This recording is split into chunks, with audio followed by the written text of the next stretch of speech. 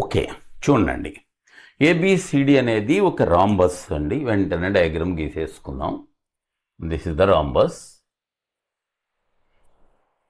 A, B, C and D.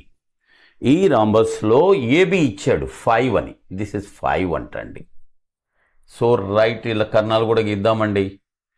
AB 5 అయితే చూడండి, ఇంకేమి ఇచ్చా అంటే యాంగిల్ ఏ 60 అన్నాడు. ఇది మొత్తం 60 అంటే this is 30 and this is 30, అంతే కదా.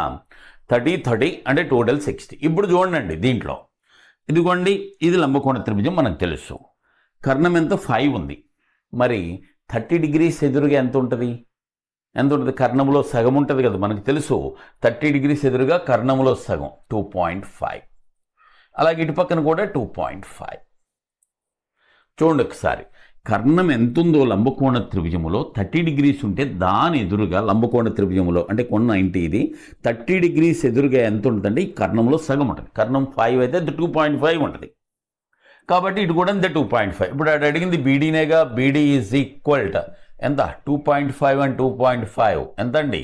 5 centimeters. అయితే ఇక్కడ చిన్న విషయం అండి, మనం ఆఫ్లైన్ చెప్పుకున్నాం. ఏమనంటే ఒక కోణము దీంట్లో ఒక కర్ణము భుజానికి సమానమైతే, ఎందుకండి ఒక కర్ణం అంతే కదా 5 సమానమైతే అది సమబాహు త్రిభుజం అవుతుంది అని చెప్పుకున్నాం మనం.